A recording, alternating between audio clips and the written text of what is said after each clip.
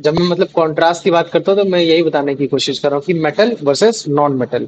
तो अभी अगर जैसे मान लो कि मैं स्लाइड्स को स्टार्ट करता हूँ, चैप्टर को स्टार्ट करता हूँ, तो हमारा जो चैप्टर का नाम ही है इस मैटर अराउंड अस प्योर, और फिर मैटर को हमने दो कैटेगरी में डिवाइड कर रखा है। एक तुम्हारा प्योर सब्सटेंस और तुम्हारा दूसरा है इम्प्योर सब्सटेंस। और प्योर सब्सटेंस में भी हमने क्या डिवाइड कर रखा है, जो प्योर सब्सटेंस होगा या तो वो तुम्हारा एक एलिमेंट से बना होगा, या तो फिर वो एक तुम्हारा एक एलिमेंटल कंपाउंड से बना होगा, जिसको हम लोग बोल सकते हैं कि मतलब क्या बोल सकते हैं, एक मॉलिक्यूल बोल सकते हैं। क्या बोल सकते हैं, एक मॉलिक्यूल बोल सकते हैं कि हाँ एक सेट ऑफ जगह पे केवल एक ही टाइप के मॉलिक्यूल्स पाए जा रहे हैं, तो ये हो गया। तो जब हम एलिमेंट्स को भी पढ़ने की कोशिश करते हैं तो हमें पता चला था यार 118 एलिमेंट होते हैं, है ना। उस 118 एलिमेंट में हमारे 20 हमारे जो लैब में बने, और बाकी मतलब क्या कहते हैं 98 वो है जो हमने खुद से मतलब क्या कहते हैं नेचुरली हमको मिल गए। तो अब इनमें ही 118 में अगर चेक करने की कोशिश करते तो हमको कुछ पता चलता है, कुछ मेटल है, कुछ नॉन मेटल है, और कुछ तुम्हारे क्या है मेटोलाइट्स है। क्या है तुम्हारे, कुछ है तुम्हारे मेटोलाइट्स। तो मेटल की प्रॉपर्टी तो हमने बहुत अच्छे से जान ली, है ना, बहुत अच्छे से हमने पढ़ ली, मेटल के बारे में पढ़ लिया, सब कुछ पढ़ लिया। अब जो हमारा टारगेट ये है कि हम नॉन मेटल के बारे में बहुत अच्छे से पढ़ेंगे, और जब हम नॉन मेटल के बारे में अच्छे से पढ़ेंगे तब हमें पता चलेगा कि कुछ नहीं, जो मेटल है मेटल का जो कॉन्ट्रास्ट वर्जन है मतलब उसका जस्ट अपोजिट है, वही कुछ हद तक मतलब क्या कहते हैं नॉन मेटल में पाया जा रहा है। और फिर जब हमारा मेटल एंड नॉन मेटल दोनों अच्छे से हो जाएगा, तब फिर उसके बाद हम ये देखेंगे कि यार मेटोलाइट एक ऐसा सब्सटेंस होता है जिसके अंदर तुम्हारा मेटल भी पाया जाता है, मेटल की भी प्रॉपर्टी पाई जाती है, और तुम्हारे नॉन मेटल की भी प्रॉपर्टी पाई जाती है। तो आज से मैं मतलब क्या कहते हैं नॉन मेटल के बारे में स्टार्ट करने वाला हूँ। तो मुझे बताओ, अभी तक किसी को कोई भी डाउट रहा हो तो मुझसे पूछ सकता है, अभी बताओ। नहीं भैया। नहीं है ना। तो देखो, अगर जैसे मान लो कि कभी काफी बार क्वेश्चन ये आता है कि what is non metal and define its property, तो उसकी प्रॉपर्टी ही उसकी वो हो जाती है। तो इससे सिंपलेस्ट मीनिंग क्या हो सकता है, देखो जब बोला जाए ना it's property, define its property, तो अगर आप ये बोलो ना कि a non metal is a element that is neither a malleable nor a ductile, तो फिर उसके बाद अगर जैसे मान लो कि प्रॉपर्टी में उसको डिफाइन करोगे तो प्रॉपर्टी में आप फिर से मेलिबिलिटी लिखोगे, और फिर मेलिबिलिटी को समझाओगे कि मेलिएबल मतलब होता है भैया जब हथौड़े मारेंगे 3 शीट में अगर कन्वर्ट हो गया वो चीज, तो वो आपका मेलिएबल है, अगर नहीं हो पाया तो नहीं हो पाया। तो फिर नॉन मेटल बोलोगे कि वो एक्चुअली में नहीं हो पाता है। तो सिंपल पहले तो मीनिंग तुमको ये लिखनी है कि ये तो ना तो नाइदर, ये क्या चीज नाइदर, ना तो ये तुम्हारा मेलिएबल होता है, ना ही ये तुम्हारा डक्टाइल होता है। तो अब मुझे बताओ, ये जैसे तुमने एकदम सिंपल पहले ऐसे लिखोगे, इसकी मीनिंग लिखोगे ना कि non metal is a type of, non metal is basically an element that is neither a malleable nor a ductile, है ना, and it does not conduct electricity as well. ये तीन चीज अगर ऐसे मतलब क्या कहते हैं अगर बोल दोगे तो समहाउ मतलब क्या कहते हैं इसकी डेफिनेशन तुम लिख ले जाओगे। अच्छा मुझे बताओ, जो तुम्हारे मतलब क्या कहते हैं ज्यादातर जो तुम्हारे नॉन मेटल है वो क्या है तुम्हारे, सॉलिड है, लिक्विड है कि गैस है। भैया ज्यादातर सॉलिड और गैस है। हाँ, तुम्हारे गैसेस है, गैस स्टेट में। तो अगर जैसे मान लो कि सॉलिड में अगर जैसे बात करते हो तो सॉलिड में जैसे मान लो कि तुम बोल सकते हो कार्बन है, और कार्बन में भी दो एलोट्रॉप्स उसके हो गए, तीन एलोट्रॉप्स होते हैं वैसे, दो दो एलोट्रॉप्स मान लो कि जैसे तुम्हारा हो गया मतलब क्या कहते हैं ग्रेफाइट हो गया, उसके साथ साथ डायमंड हो गया। तो कार्बन भी तुम्हारा एक नॉन मेटल आता है। अगर मैं लिक्विड की बात करूंगा तो लिक्विड में मेरे को कोई एग्जांपल दो, मुझे बताओ लिक्विड में। भैया लिक्विड में ब्रोमीन। ब्रोमीन हो गया, वेरी गुड। और अगर जैसे मान लो कि अगर मैं गैस का एग्जांपल लेता हूँ तो गैस में तो बथेरो एग्जांपल है तुम्हारे। अगर बथेरो एग्जांपल में जैसे पूछूं तो तुम्हारे कुछ ऐसे गैस है जो तुम्हारी नोबल गैस हो गई, है ना। नोबल गैस कौन सी थी, वो जो तुम्हारे 18वें रो में थी, है ना, जिसमें मतलब क्या कहते हैं क्रिप्टॉन, जेनॉन, ऑर्गन, नियॉन, जो स्टेबल है एकदम से वो हो गई। तो इसके बाद फिर हमने देखा कि तुम्हारे कुछ डाई एटॉमिक मतलब क्या कहते हैं गैसियस है। डाई एटॉमिक गैसेस जैसे तुम्हारे N2O2, है ना, I2, Br2, है ना, ये सारी चीजें। तो ये जो तुम्हारी गैसियस हो गए, लिक्विड में ब्रोमीन हो गया, ये जो तुम्हारा मतलब क्या कहते हैं सॉलिड फॉर्म में ग्रेफाइट और तुम्हारा डायमंड और कार्बन हो गया, ये सब तुम्हारे नॉन मेटल के एग्जाम्पल है। समझ में आ गया कि नहीं आ गया, बताओ मुझे नॉन मेटल के एग्जाम्पल। तो बस मैंने अभी तुमको केवल नॉन मेटल की मीनिंग बताई है। जब मैं मीनिंग बता दूंगा तो फिर उसके बाद फिर हम लोग क्या कहते हैं फिर हम धीरे धीरे प्रॉपर्टीज में जाएंगे। तो मुझे बताओ, इतना अभी जो मैंने तुमको समझाने की कोशिश की नॉन मेटल में, वो समझ में आ गया कि नहीं आ गया, मुझे बताओ। हाँ भैया। आ गया ना। तो ये देखो, ये चीज मैंने बताने की कोशिश की कि नॉन मेटल क्या होता है, और ये जो तुम्हारी पीरियोडिक टेबल है, इस पीरियोडिक टेबल में तुम्हारे नॉन मेटल कौन कौन से। तो एक काम करते हैं, और पहले मैं इस सीरीज की चेक करता हूँ, तो मुझे होता है इस सीरीज में तुम्हारे हिसाब से कौन कौन से तुम्हारे नॉन मेटल है, बताओ मुझे। भैया लिथियम। नहीं, लिथियम लिथियम मेटल नहीं। नहीं है, हाँ लिथियम। तुम्हारा हाइड्रोजन क्या है, हाइड्रोजन। हाइड्रोजन वो हो गया, चलो ठीक है, और बताओ। और भैया फ्रेंसियम। नहीं, और कोई नहीं है, ठीक है। तुम्हारा अगर जैसे मैं बोलूंगा ना सबसे बढ़िया ग्रुप कौन सा जो तुम्हारा मतलब क्या फ्रेंसियम। कहते सब तुम्हारे वो, तो ये है तुम्हारे, दिख रहा है जो लास्ट वाला जो 18वां ग्रुप है ना, ये है तुम्हारे सब मतलब क्या कहते हैं इसमें।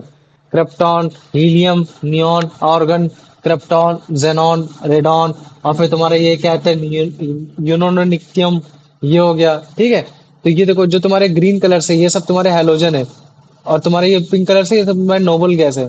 ये सारी चीजें हो गई। हाँ, दिख रहा है कि नहीं दिख रहा है? दिखा? तो अगर जैसे मान लो कि अगर मैं डायटोमिक पार्टिकल की बात करूंगा तो ऑक्सीजन हो गया, नाइट्रोजन हो गया, ये तुम्हारा कार्बन हो गया, है ना, ये सब हो गए।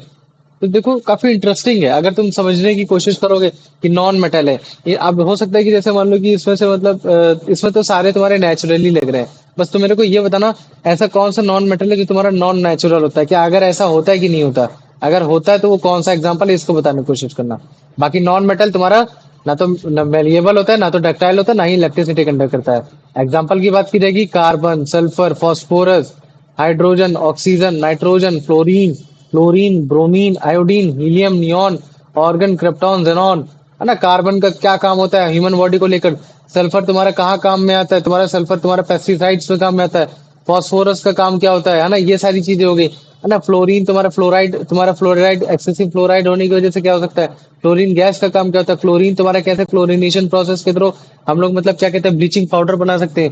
तो जब ये तुमको इस तरीके के नाम याद हो जाएंगे ना, थोड़े ब्रोमीन क्या होता है, ये सब क्या होता है, तब तुम्हारे लिए क्लास 10 थोड़ा सा और आसान हो जाएगा। अब देखो जैसे कार्बन हो गया, तो कार्बन के कुछ एलोट्रॉप्स भी होते हैं। जैसे मान लो कि डायमंड हो गया, ग्रेफाइट हो गया, तो कार्बन की प्रॉपर्टी रखने वाले जो भी एलोट्रॉप्स है वो भी तुम्हारे एक तरीके से नॉन मेटल हो जाएंगे।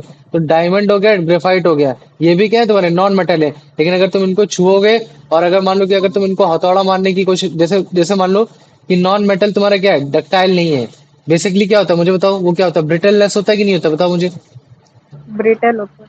हाँ, ब्रिटल होता है कि नहीं होता? ब्रिटल होता है मतलब आराम आराम से छूट सकते हैं, ये सब हो सकता है। लेकिन अच्छा मुझे बताओ, अगर एक तरफ मैं ग्रेफाइट ले लूं और एक तरफ मैं डायमंड ले लूं, क्या ले लूं? डायमंड ले लूं, और दोनों को हथौड़े से मारूं, तो कौन टूटेगा सबसे पहले?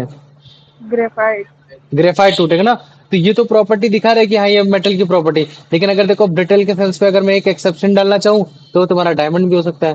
तो ये जो मैंने तुमको बताया ये एक मतलब क्या कहते हैं प्रॉपर्टी है। तो अभी क्या करेंगे, क्वेश्चन सॉल्व करेंगे, फिर एक एक प्रॉपर्टी पे आएंगे और धीरे धीरे हम उसको समझने की कोशिश करेंगे। चलो ठीक है, आओ इसको बताओ, इसका आंसर बताओ जल्दी, तुरंत फटाक से। Which of the following is not a characteristic property of non-metals? They are not malleable. They are not ductile. They conduct electricity well. भैया option C. Option C, very good, आ जाओ। अब इसको बता दो बेटा।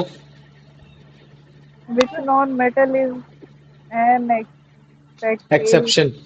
exception to the rule that that all non-metal are solid or gas at room temperature? Hmm. Oxygen, carbon, bromine, sulfur. हम्म। बताओ। ये क्वेश्चन थोड़ा सा समझ नहीं आया। क्वेश्चन ये बोल रहा है कि जो तुम्हारे नॉन मेटल है वो ज्यादातर तुम्हारे सॉलिड और गैसेस पाए जाते हैं रूम टेम्परेचर पे। लेकिन एक एक्सेप्शन है जो तुम्हारे रूम टेम्परेचर पे पाया जाता है, वो है तुम्हारा वो लिक्विड स्टेज में पाया जाना। तो लिक्विड स्टेज में ऐसा कौन सा मेटल है जो कि बेसिकली सॉलिड और गैस नहीं है रूम टेम्परेचर में? ब्रोमीन। ब्रोमीन है ना। तो ये हो गया। क्वेश्चन टफ नहीं है, समझने की कोशिश किया करो। चलो इसका आंसर बताओ। Diamond and graphite are example of non-metals. What are they specifically referred to as? Uh, Isotopes of carbon, allotropic forms of carbon. इसो भैया ऑप्शन सी। नहीं, option B, allotropic. Allotropic form of carbon, मतलब ये carbon के allotropes है। तो ये जैसे allotropes है ये तुम्हारे कंटेंट में नहीं है, लेकिन फिर भी मैं तुम लोग को डाल रहा हूँ इसी वजह से, क्योंकि जब तुम क्लास 10 के फोर्थ चैप्टर में होगे केमिस्ट्री में, तो एलोट्रॉप्स ऑफ कार्बन के नाम पे मतलब क्या कहते हैं कार्बोनेट्स टाइप के नाम पे पूरा चैप्टर ही है ना। तो ये हो गया। तो अगर जैसे मैं बोलता हूँ कि डायमंड किस चीज का बना है, तो तुम क्या बोलोगे? कार्बन का बना है। ग्रेफाइट किस चीज का बना है? कार्बन का बना है। तो बेसिकली कार्बन की ही प्रॉपर्टी लेने की कोशिश कर रहा। तो ये है। हो सकता है कि अपीयरेंस उसका अलग हो, कार्बन से अपीयरेंस अलग हो। जैसे कार्बन जो होता है तुम्हारा थोड़ा सा लस्टरस नहीं होता, चमक नहीं होती। लेकिन डायमंड को अगर तुम देखोगे तो तुम कहोगे अरे भाई क्या चमक है, ये चीज हो गया ना, तो वो हो गया। तो अलग है, कंपोजिशन उसकी अलग है, प्रॉपर्टी अलग अलग है। लेकिन पूरी प्रॉपर्टी मतलब क्या कहते हैं, कुछ प्रॉपर्टी कार्बन की मतलब लेके रखा हुआ है एक तरीके से, जिसकी वजह से हम लोग इसको क्या बोलते हैं, एलोट्रोपिक्स ऑफ फॉर्म ऑफ कार्बन भी बोलते हैं। तो ये भी पढ़ेंगे इसके बारे में, इसकी दिक्कत मतलब। चलो अब इसका आंसर बताओ। According to the test, which of these elements is an example of non-metal? Hmm, Sodium, iron, helium, magnesium, helium. हाँ हीलियम है ना, बाकी सब तुम्हारे क्या है, सब तुम्हारे मेटल है। मैग्नीशियम मेटल है, आयरन मेटल है, तुम्हारा सोडियम मेटल है। इसका फॉर्मूला Na, इसका Fe और इसका Mg, है ना, ये हो गया। और एक होता है मैंगनीज, ठीक है, तो उसका होता है Mn होता है, ये हो गया। चलो आ जाओ, अब इसका आंसर बता दो। How does a non-metal generally behave regarding electrical conductivity? It conduct. भाई option C, it does option है not it does not conduct. Conduct electricity. तो अच्छा बताओ, जो मैंने पहली प्रॉपर्टी पढ़ाई थी मैलिएबल के बारे में, तो तुम लोग मैलिएबल मतलब समझते हो ना? बताना तो नहीं पड़ेगा फिर से कि मैलिएबल क्या होता है? नहीं भैया। नहीं।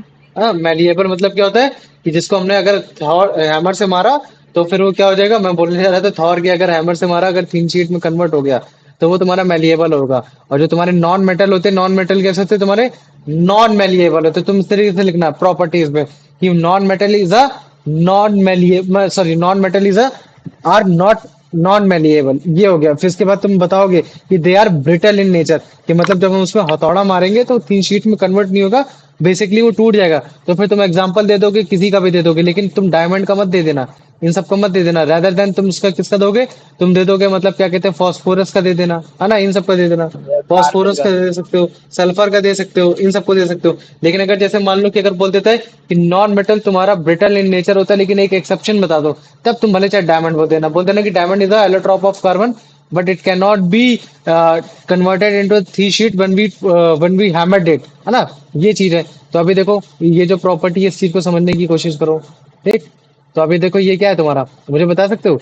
ये देख के बता सकते हो ये तुम्हारा कौन सा नॉन मेटल है? बताओ मुझे, बता सकते हो बच्चों? गैलियम।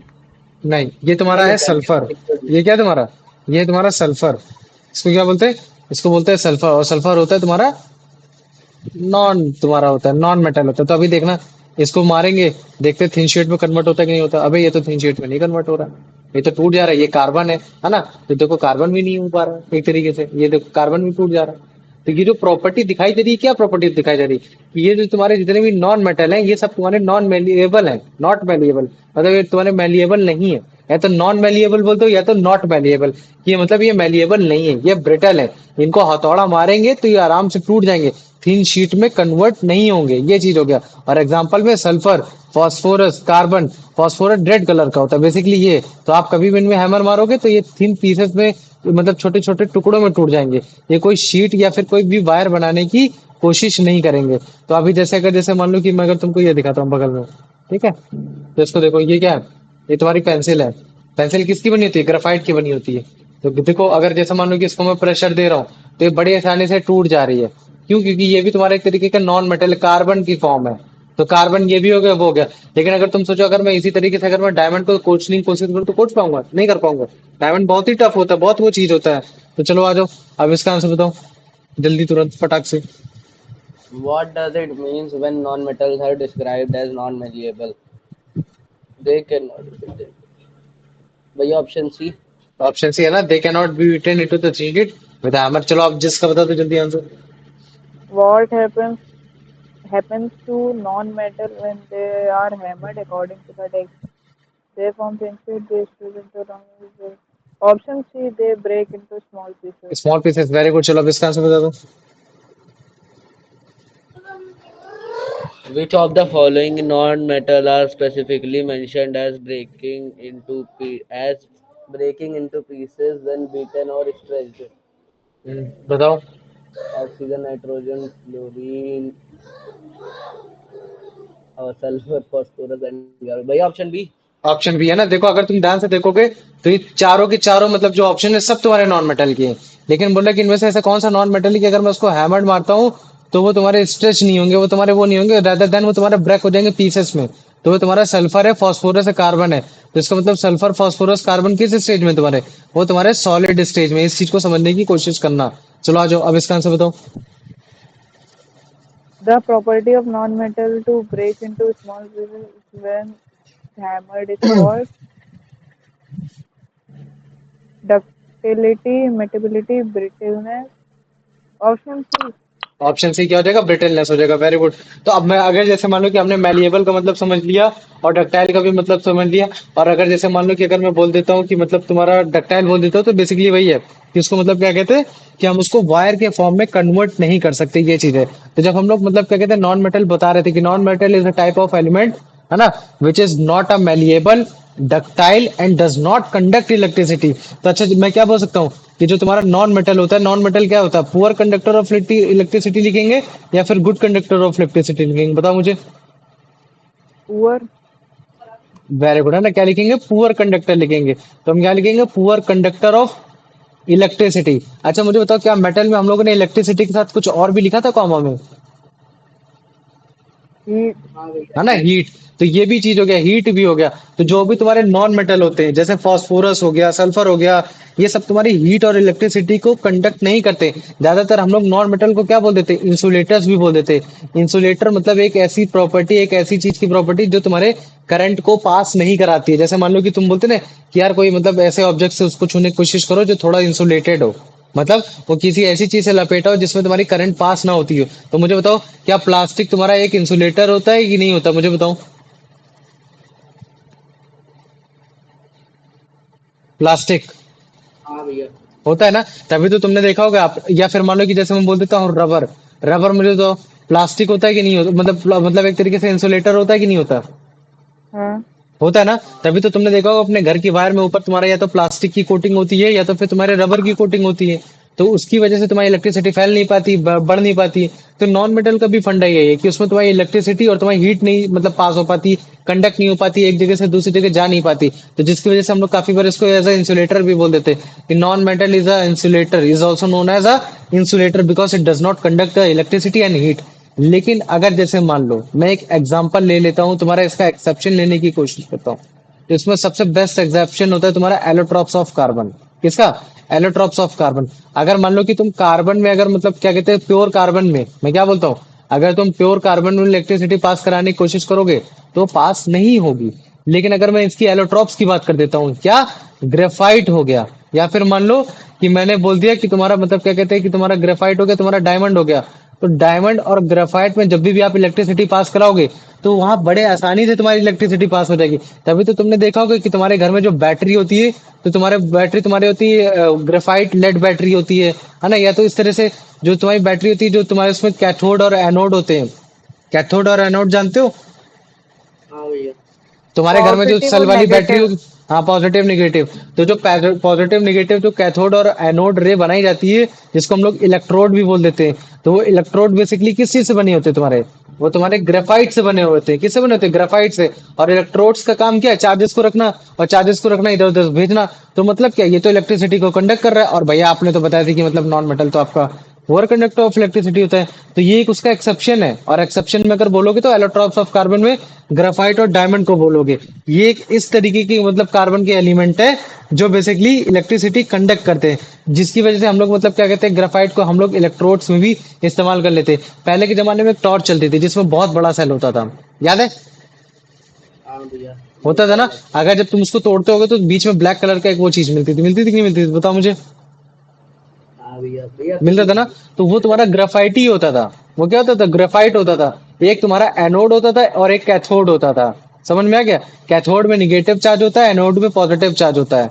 अभी मैं तुमको ये सारी चीजें बताऊंगा। और फिर जो चार्ज होता है वो पॉजिटिव से निगेटिव इस तरह से ट्रांसफर होता रहता है, जिसकी वजह से मतलब फ्लो ऑफ चार्ज की वजह से इलेक्ट्रिसिटी फ्लो होती है। जैसे मान लो कि अगर मैं बोल देता हूँ चार्ज है, पार्टिकल है, पार्टिकल में क्या बोल देता हूँ, इलेक्ट्रॉन बोल देता हूँ। क्या बोल देता हूँ, इलेक्ट्रॉन।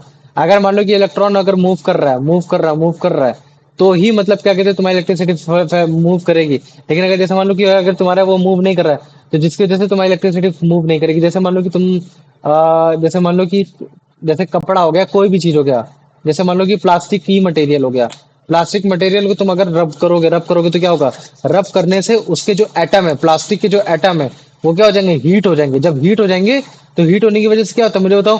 क्या जो पार्टिकल्स के जो एटम्स होते हैं, क्या उनके बीच में मूवमेंट स्टार्ट हो जाती है कि नहीं हो जाती, बताओ मुझे। और जब मूवमेंट स्टार्ट हो जाएगी तो ऑब्वियस सी बात है कि उसके इलेक्ट्रॉन भी हल्के हल्के से मूव करेंगे। तब इसी वजह से तुम देखना कि अगर मान लो कि अगर तुमने कोई कंगीली या उसको जल्दी अपने रब में रब किया, मतलब उसको चार्ज कर दिया, और बाद में अगर तुमने मतलब क्या कहते हैं कुछ कागज के टुकड़े रखे एकदम मतलब क्या कहते हैं न्यूट्रल स्टेज वाले, और उसके सामने अगर तुम कंघी लेके जाओगे तो वो कंघी में तुरंत जाके मतलब क्या हो जाते हैं, चपक जाते हैं। वो क्या हो जाए, तुरंत जाके चपक जाएंगे। तो इसी वजह से चपक जाते हैं, क्यों? क्योंकि ऊपर हो गया निगेटिव चार्ज और इधर हो गया पॉजिटिव चार्ज, तो वो आपस में इलेक्ट्रोस्टैटिक फोर्स की वजह से आपस में चिपका लेते हैं। तो ये सब तुम्हारा क्लास 10th और 11th का कंसेप्ट है, जो मैंने अभी थोड़ा सा बताने की बस कोशिश की है। लेकिन अभी बस तुम केवल इतनी प्रॉपर्टी जानो कि non metal is a type of four, non metal is basically a poor conductor of heat and electricity, but the exception is also there. The allotropes of carbon, basically, which are diamond and the graphite, are the good conductor of electricity. That is why the graphite is also used as the electrode in a batteries. अब मुझे बताओ, इतना समझ में आ गया कि नहीं आ गया? हाँ आ गया?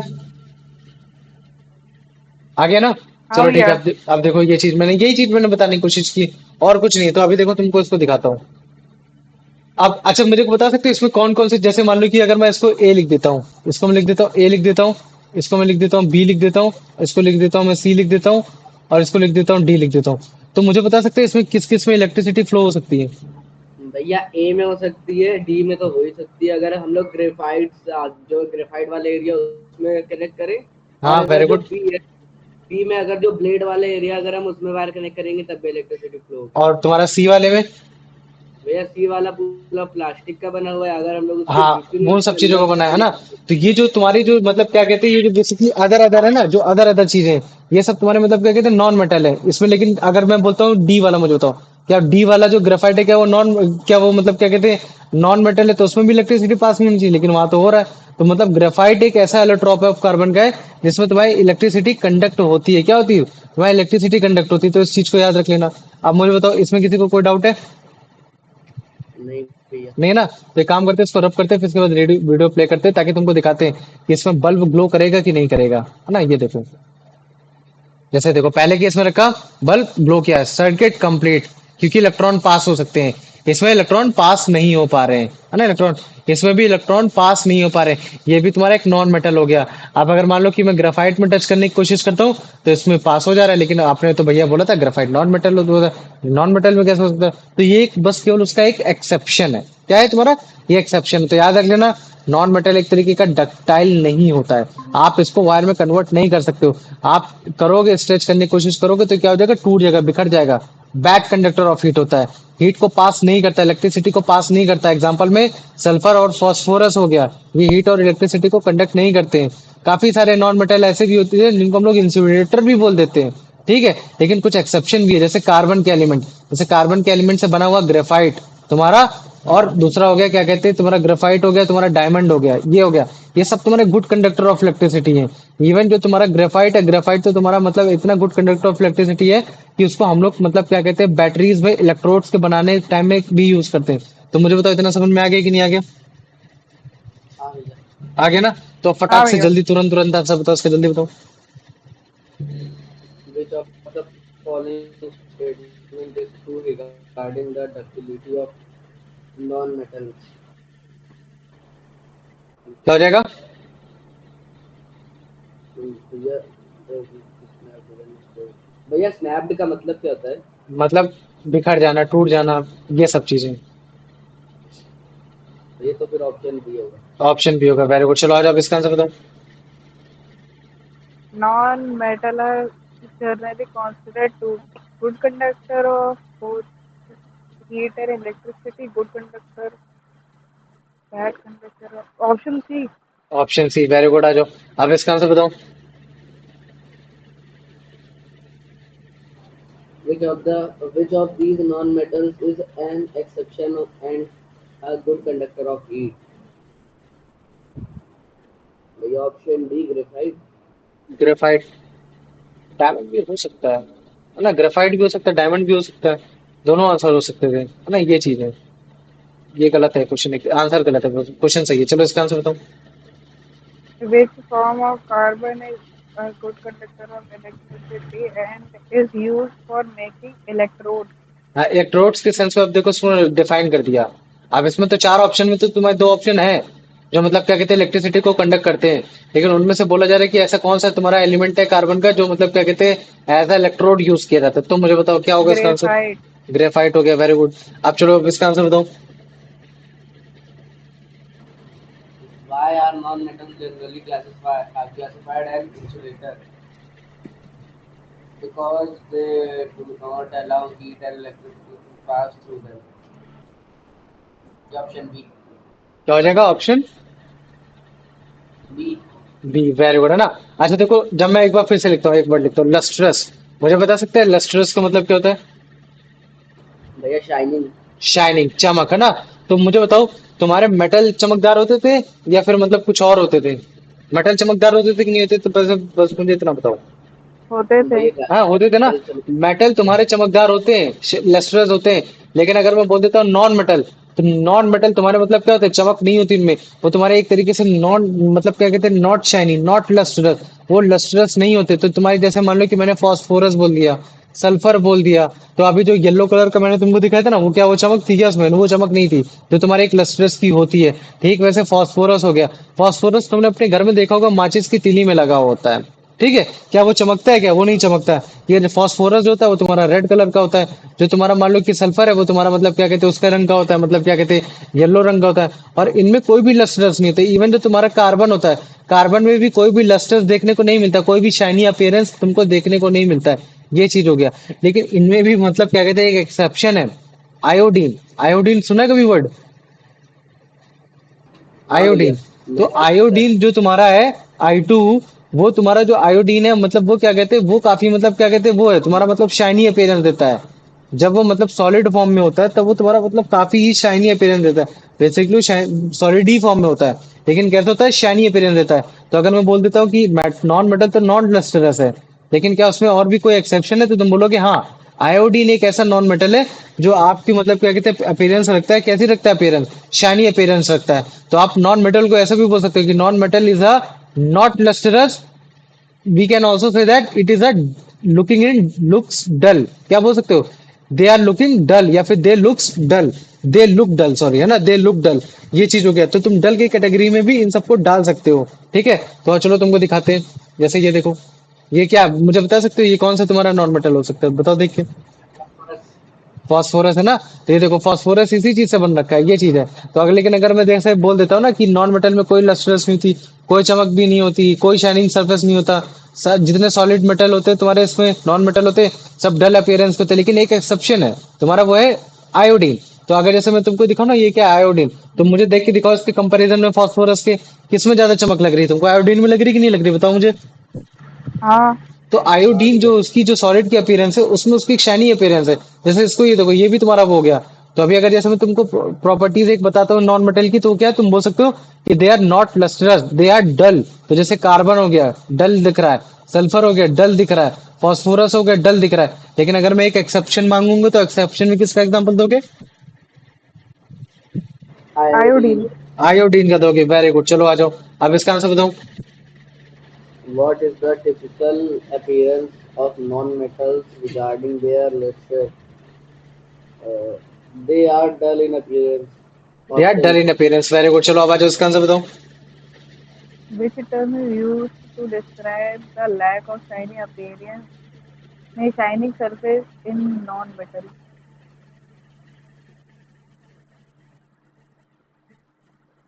Lack luster.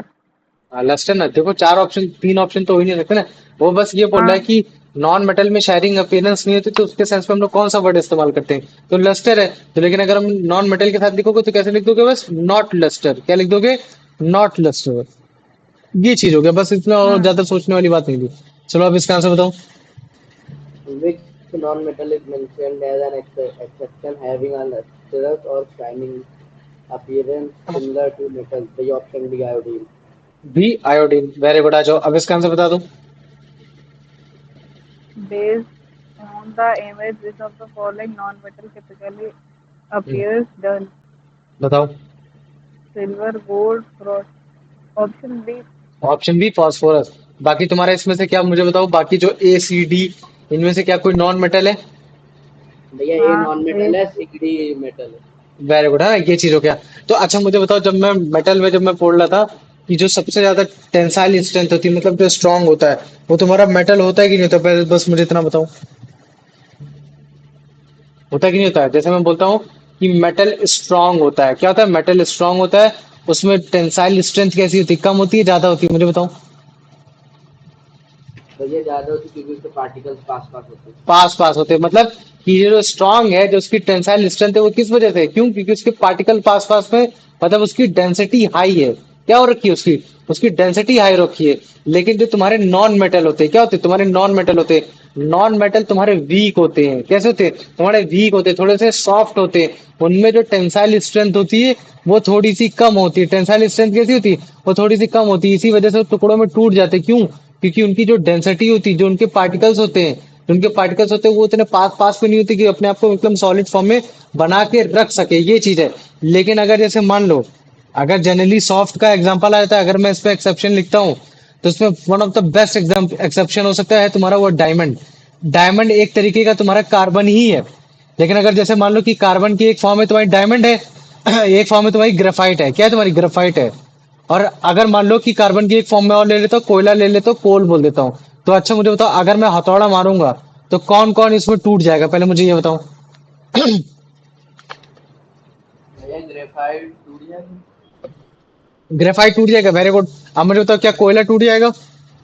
हाँ भैया वो भी टूट जाएगी। कोयला भी टूट जाएगा। लेकिन अच्छा मुझे बताओ, क्या मैं डायमंड को अगर मारने की कोशिश करूंगा हथौड़े से, तो क्या वो टूट जाएगा? भैया अगर हम ज्यादा पावर से मारे तब वो भी टूट सकता है। इवन पता है आज के टाइम में जो सबसे एक ऐसा एलिमेंट जो एग्जिस्ट करता है, जो सबसे हार्डेस्ट है, 118 एलिमेंट में सबसे मजबूत एलिमेंट, सबसे हार्डेस्ट एलिमेंट अगर कोई माना जाता है ना, वो है तुम्हारा diamond.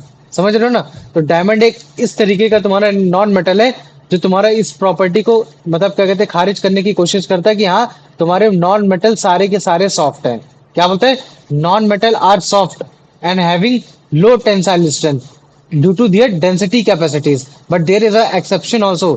That is the diamond, because diamond is the only element that exists and the strongest element found till we found. ये चीज है।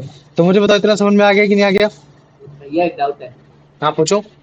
भैया डायमंड एक एलिमेंट होता है कि कंपाउंड होता है, या फिर क्योंकि उसका पीरियोडिक टेबल में आता नंबर क्या होता है? अच्छा सुनो, मैं बताता हूँ। मैं बोल रहा हूँ कि कार्बन का बना हुआ है, डायमंड मैंने एक नाम दे दिया। समझ रहे हो ना? बेसिकली कार्बन ही, जब मैं बोलता हूँ डायमंड है एक एलिमेंट है, तो बेसिकली किस चीज का एलिमेंट है वो? भैया वो कार्बन का। कार्बन का है। जैसे मान लो कि कार्बन, कार्बन जब तीन कार्बन कार्बन होते थे तब वो कोयला बना देता था। तो मुझे बताओ, ये तो तुम्हारा प्योर सब्सटेंस हुआ कि इम्प्योर सब्सटेंस हुआ, मुझे बताओ। एक कोयला सेकंड। प्योर सब्सटेंस हुआ कि इम्प्योर सब्सटेंस हुआ, मुझे बताओ। भैया प्योर। प्योर हुआ, क्यों? क्योंकि इसमें तुम्हारे सारे किसके, तुमको सारे किसके एलिमेंट है, बताओ मुझे। कार्बन के, किसके? कार्बन के। कार्बन के। लेकिन अगर जैसे मान लो कि, हाइपोथेटिकली एज्यूम करो कि अगर मान लो कि चार तुम्हारे, क्या कहते हैं, अगर तुम्हारे मान लो कि एलिमेंट आ जाते, तब वो तुम्हारा ग्रेफाइट बन जाता है, तब उसका नाम क्या बोल देते? ग्रेफाइट बोल देते हैं। तो ग्रेफाइट बताओ, प्योर है कि इम्प्योर है? प्योर। लेकिन वो बना किस चीज से है? कार्बन से। कार्बन से बना है। तो हम ग्रेफाइट को एज ए एलिमेंट नहीं बोल सकते कि कार्बन का एलिमेंट है ये, वो भी एक एलिमेंट हो गया। अच्छा मतलब भैया जो पीरियोडिक टेबल है उसमें सबसे मजबूत कार्बन है अगर हम हाँ, देखें। उसमें सबसे मजबूत तुम्हारा कौन सा? कार्बन है, नेचुरली अकरिंग। तुम्हारा पता है कैसे बनता है? जैसे मान लो कि तुम्हारी मिट्टी होती है, मिट्टी में तुम्हारे पेड़ पौधे ये सब, मतलब क्या कहते हैं, गिरते हैं, अंदर दब जाते हैं। फिर जब ज्यादा हाई प्रेशर से ऊपर से दबते हैं, नीचे हाई प्रेशर से दबते हैं, तभी वो सबसे पहले जो तुम्हारे पेड़ पौधे डेड डिकेइंग जितने भी एलिमेंट है, वो सब तुम्हारे कोयले का फॉर्म लेते हैं। क्या लेते हैं? कोयला फॉर्म ले लेते हैं, कोयले बन जाते हैं। फिर कोयला बन के फिर ये और स्ट्रांग, मतलब काफी और, मतलब क्या कहते हैं, हाई प्रेशर में बनते हैं। तो जब ये हाई प्रेशर में और आते तो इनके पार्टिकल्स और पास पास में आ जाते। तो जब इनके पार्टिकल और पास पास में आते, तब वो तुम्हारा डायमंड बनता है। तो इसका मतलब है कि जो डायमंड की जो फॉर्मेशन है वो कहाँ से आई है? बेसिकली कोयले से आई है। तभी आजकल तुमको डायमंड दो तरीके से मिलते होंगे। एक डायमंड तुमको देते होंगे, एक नेचुरली डायमंड देते होंगे, और एक होता है लैब ग्रोन। क्या होता है? Lab grown. तो जो लैब ग्रोन डायमंड है उसमें कुछ नहीं होता। उसमें कोयले को हाई प्रेशर और तुम्हारा क्या कहते हैं, हाई टेम्परेचर पे उसको मतलब क्या कहते हैं, एकदम कंप्रेस किया जाता है। और कंप्रेस करके फिर मतलब क्या कहते हैं, डायमंड बनाया जाता है। समझ में आ गया कि नहीं आ गया, मुझे बताओ। हाँ भैया। आप मुझे बता सकते हो कि इंडिया में ऐसी कौन सी माइन है जहां तुम्हारे डायमंड पाए जाते हैं नेचुरली? बताओ। पन्ना नाम सुना है? पन्ना? है पन्ना ज्वेलर्स। हाँ, पन्ना ज्वेलर्स नहीं, वो पन्ना एक जगह है तुम्हारी मध्य प्रदेश में, जहाँ तुम्हारे मतलब क्या कहते हैं, काफी सारे मतलब क्या कहते हैं, डायमंड्स पाए जाते हैं। ये चीज है। तो अभी देखो ये तुम्हारे जो बगल में तुमको छोटा सा दिख रहा है ना, ये क्या है बताओ मुझे, देख के बता सकते हो ये क्या है? ये डायमंड। डायमंड है। डायमंड है ना। तो अभी देखो इसको हाँ। ठोकने की कोशिश करेंगे, जहां मारेंगे वो जगह तुम्हारी वो हो जाएगी। देखो बेंड हो गई है ना, ये देखो जहां हमारे लोहा तक बेंड हो जा रहा है, लोहा कैसे हो जा रहा है देखो बेंड हो जा रहा है, ये इतना मजबूत है। तो क्या हम बोल सकते हैं क्या कि हम्म। तुम्हारे जो नॉन मेटल होते हैं वो सारे तुम्हारे सॉफ्ट होते हैं? नहीं। नहीं बोल नहीं सकते ना। भैया। तभी तुमने इसको क्या लगाया, तुम्हें जनरली लगाया ना, क्योंकि इसमें एक एक्सेप्शन भी, वो क्या है तुम्हारा डायमंड है। डायमंड एक ऐसा नॉन मेटल है जो बहुत ज्यादा हार्ड है।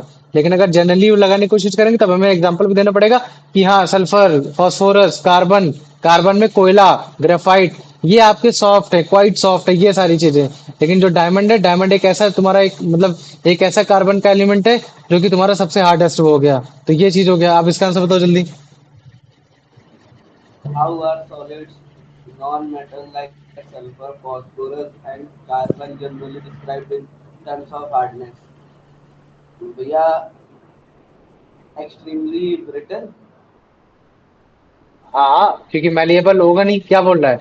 टर्म्स ऑफ हार्डनेस की बात कर रहा है ना। टर्म्स ऑफ हार्डनेस में मैलिएबल थोड़ी ना बोलोगे। हाईली मैलिएबल मतलब वो थिन शीट में कन्वर्ट हो जाएगा। एक्सट्रीमली ब्रिटल का मतलब कि तुरंत आसानी से टूट जाएगा। क्वाइट सॉफ्ट भी इसका आंसर हो सकता है, एक्सट्रीमली ब्रिटल भी नहीं हो सकते, है ना। क्योंकि हमने जब स्टार्टिंग में जब हमने हथौड़ा मारा था तो एकदम से टूटा नहीं था। जैसे अगर मैं तुमको दिखाने की कोशिश करूं, पहला वाला जब हम लोग पढ़ रहे थे, जो हम लोगों ने पहले वाला देखा था, ये वाला देखा था, तो अगर तुम इस पर ध्यान दो तो देखो जब हमने इसको मारा था तो एकदम से नहीं था कि एकदम टुकड़ों में एकदम चूर चूर हो गया था, है ना। प्रेशर लगा के मारना पड़ रहा है, देख रहे हो, प्रेशर लगा के मारना पड़ रहा है। तो हम ये नहीं बोल सकते कि हाँ ये मतलब क्या कहते हैं एकदम एक्सट्रीमली ही वो है। क्या एक्सट्रीमली है? Brittle. हाँ ब्रिटल है ना, ये नहीं बोल सकते कि हाँ एक्सट्रीमली ब्रिटल है। रादर देन हम उसको क्या बोल सकते हैं कि क्वाइट सॉफ्ट, सॉफ्ट है, ये चीज है। तो इसका आंसर होगा बी। चलो अब इसका आंसर बताओ। Which non-metal is an exception to general softness of non-metal being very hard? Option C. Option C, very good, है ना। एक ऐसा है जो एक्सेप्शन के फॉर्म में हुआ है तुम्हारा कार्बन का, जो कि डायमंड के फॉर्म में हो रखा है। इसका बताओ answer. What is diamond in relation to carbon? भैया option C. Option C, very good. अब आ जाओ इसका बता दो। What is remarkable about a diamond hardness? It is one of the softest. नहीं. बताओ। Option C. ऑप्शन सी है ना, कि अभी तक का सबसे मतलब क्या कहते हैं हार्डेस्ट नेचुरल सब्सटेंस, सिंथेटिक नहीं, नेचुरल सब्सटेंस, मतलब नेचुरली पाया जाता है। सिंथेटिक बना सकते हैं, उनको लैब ग्रोन बोलते हैं ना। लेकिन डायमंड एक ऐसा तुम्हारा एक नेचुरल एलिमेंट है कार्बन का, जो सबसे हार्डेस्ट होता है, ये हो गया। चलो अब आ जाओ इसका आंसर बताओ। अब अच्छा देखो, जैसे मान लो कि मैंने बोला कि हाँ तुम्हारा मतलब क्या कहते हैं नॉन मेटल सॉफ्ट होता है, तो ऑब्वियस ही बात है कि अगर वो सॉफ्ट होता है, उसके पार्टिकल थोड़े दूर दूर होते हैं, तो उसकी टेंसाइल स्ट्रेंथ क्या होगी? अगर जैसे मान लो कि मतलब क्या वो क्या मतलब जब मैं बोलता हूँ टेंसाइल स्ट्रेंथ, तो टेंसाइल स्ट्रेंथ का मतलब है कि वो कितना होल्ड को सह सकते हैं। तो मुझे बताओ, अगर एक तरफ है मेरे पास मेटल है और एक तरफ नॉन मेटल है, और दोनों को अगर जैसे मान लो कि अगर मैं पुश करने की कोशिश करूंगा, तो सबसे पहले कौन ब्रेक हो जाएगा, कौन टूट जाएगा? ये non-metal. नॉन मेटल टूट जाएगा ना। तो ये जो टूट जाना वेट के कंसीडर पे, कि हमने वेट जो दिया, जैसे मान लो कि 5 kg वेट इसको दिया, 5 kg वेट इसको दिया, और ये 5 kg वेट मेटल सस्टेन कर ले गया, तो इसका मतलब है कि इसकी जो स्ट्रेंथ है, टेंसाइल स्ट्रेंथ है, वो कैसी ज्यादा है। लेकिन वही सेम वेट अगर मैंने नॉन मेटल पे अप्लाई किया और वो टूट गया, तो इसका मतलब है कि जो उसकी स्ट्रेंथ है वो कैसी, टेंसाइल स्ट्रेंथ, वो है कम। तो इस चीज को जान लेना। और इसका जो सबसे बड़ा फंडा होता है वो बेसिकली इसी वजह से होता है क्योंकि पार्टिकल थोड़े से इसके दूर दूर होते हैं। तो जैसे ये देखो, हमने क्या किया, जब ताकत लगाई, हल्की सी ताकत लगाई, तो ये तुम्हारा जो फॉर्म ऑफ कार्बन है, ग्रेफाइट का जो फॉर्म एक रखा है, मतलब ये भी कार्बन ही है, नॉन मेटल है, तो ये बड़े आसानी से टूट गया, है ना। तो देखो ये चीज हो गया। तो टेंसाइल स्ट्रेंथ में देखो जब प्रेशर लगाया तो ये हुआ। तो इसको मत भूलना कि जो नॉन मेटल होते हैं वो तुम्हारे स्ट्रांग नहीं होते। क्यों? क्योंकि उनमें लो टेंसाइल स्ट्रेंथ होती है, वो होल्ड को प्लेस नहीं कर पाएंगे, वो आराम से बड़े आसानी से ब्रेक हो जाएंगे, टुकड़ों में टूट जाएंगे, अगर हम उनमें मतलब क्या कहते हैं फोर्स लगाने की कोशिश करेंगे, ताकत लगाने की कोशिश करेंगे। चलो अब इसका आंसर बताओ। What is generally characteristic of non-metals regarding their strength? भैया they are not strong. They are not strong, very good. आ जाओ अब इसका आंसर बताओ। What property describes the ability of material to withstand pulling force without breaking?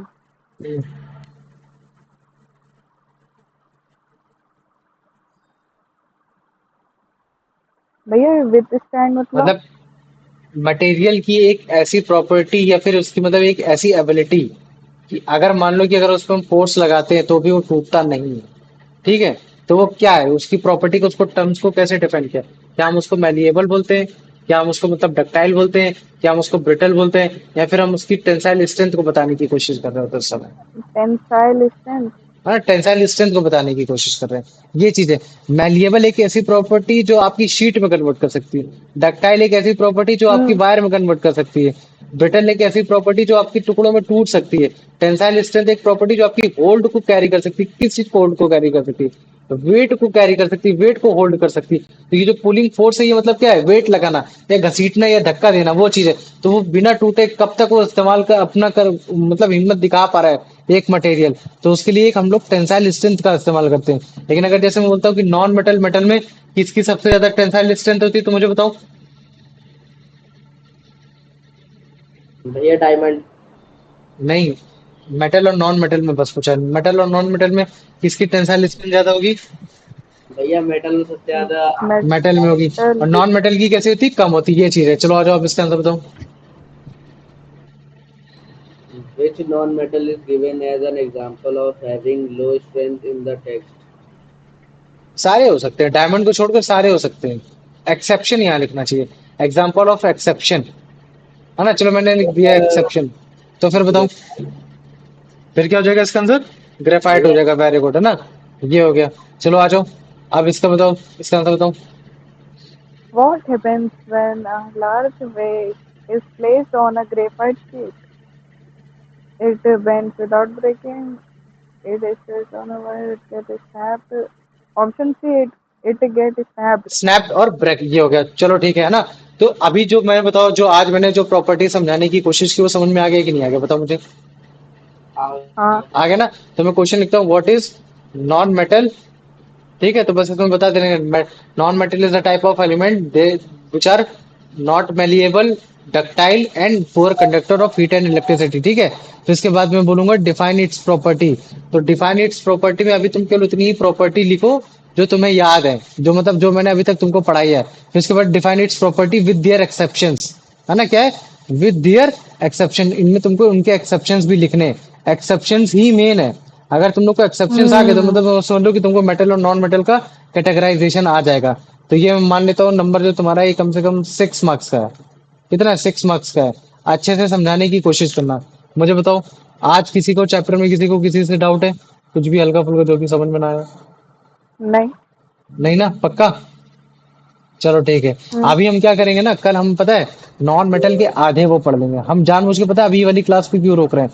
क्यों? क्योंकि अगर non metal को हम पूरा करा लेंगे तो मेटलॉइड्स को उतना अच्छे से मतलब क्या कहते हैं कवर अप नहीं कर पाएंगे। अभी क्या है कि अगर मान लो कि जैसे हम मान लो कल हम नॉन मेटल पढ़ते तो मेटल नॉन मेटल को हम कंपेयर करेंगे मेटल के सेंस में। और जब मेटल और नॉन मेटल को जब पढ़ लेंगे तब हम तुरंत मेटोलाइट भी आ जाएंगे। तो जब मेटोलाइट में आ जाएंगे तब हमारे लिए मेटोलाइट समझना आसान हो जाएगा। क्यों? क्योंकि तब हमारा मेटल की भी प्रॉपर्टी कुछ याद हो जाएंगे उस समय, और कुछ समय नॉन मेटल की भी प्रॉपर्टी आ जाएंगी। तो इस वजह से हम लोग क्लास को थोड़ा सा पहले शेड्यूल कर रहे हैं। अब मुझे बताओ, इतना समझ में आ गया कि नहीं आ गया? हाँ भैया। भैया आज आ की गया क्लास ना? आ रिकॉर्ड गया। हुई? बोलो बेटा। आज की क्लास भैया रिकॉर्ड हुई है? हाँ, रिकॉर्ड हुई है ना। क्यों रिकॉर्ड नहीं हुई क्या भाई? तो पता नहीं। अबे यार, रिकॉर्ड होनी चाहिए। हाँ, हुई है।